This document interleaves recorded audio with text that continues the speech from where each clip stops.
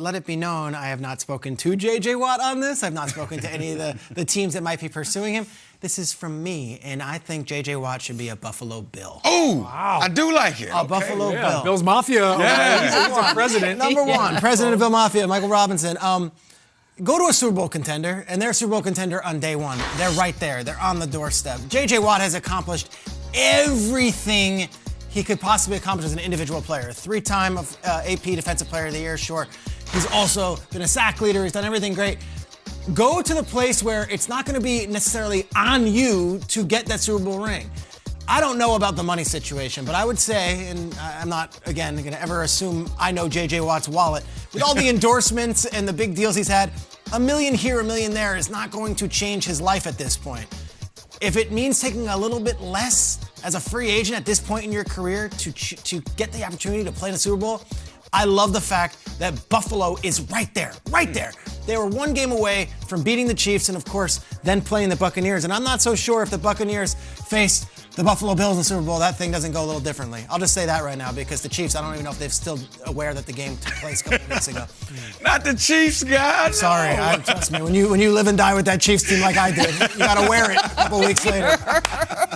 The bitterness. Number two, J.J. Watt's still good. I think J.J. Watt's still very good. He could still rush the passer and stop the run at an all-pro level. That Houston defense was historically bad, and J.J. Watt was still really good last year. Remember the Thanksgiving game had that great play where intercepted the pass and brought it back like a young J.J. Watt? He was their best offensive player last year. At the age that he plays at, you wouldn't expect that considering all the young talent they had on that defense. And I think he can make Buffalo a Super Bowl contender, if not a champion. He does put them over the top. And lastly, you don't think of Buffalo as this great free agent destination. Stephon Diggs went there. I think the narrative changed a little bit. That was in a trade. I see J.J. Watt as a cabin in the woods, Buffalo Wings guy. I look at this guy. He's from Wisconsin, has the cabin, has the players all come out there. He's not scared of cold weather. He embodies cold weather. He's tough in the trenches. I love the idea of J.J. Watt with that Bills logo on his helmet contending for a Super Bowl in 2021. There's a lot of teams that he can go to, and all of them will be very blessed to have a J.J. Watt on the roster. He's a great teammate, great man, and a great player.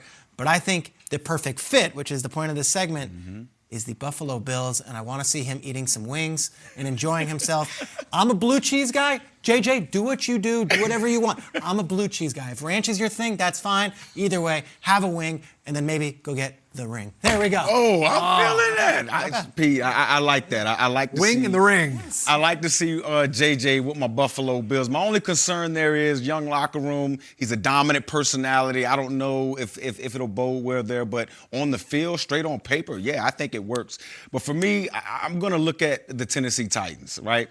They were almost last, if not last in the league with only 19 sacks that they had last year. Hey, guys, we only played 16 games. They only had 19 sacks. So definitely J.J. Watt can step in there and help out. You look at their top pass rusher last year, Harold Landry, only had 5.5 sacks. But I think the big thing about the Tennessee Titans is their head coach, Mike Vrabel. The fact that you have that personal relationship, the fact that I think he can talk to J.J. Watt a certain way to get him going. He was his defensive coordinator. He was his defensive coordinator in Houston. So I think he can get him going in ways that maybe other defensive coaches couldn't.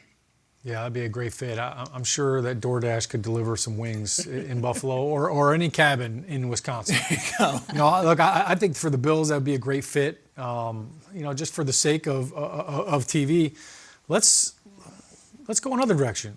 Let's say J.J. Watt says, you know what? I got a couple more years left. I want to play with my brother.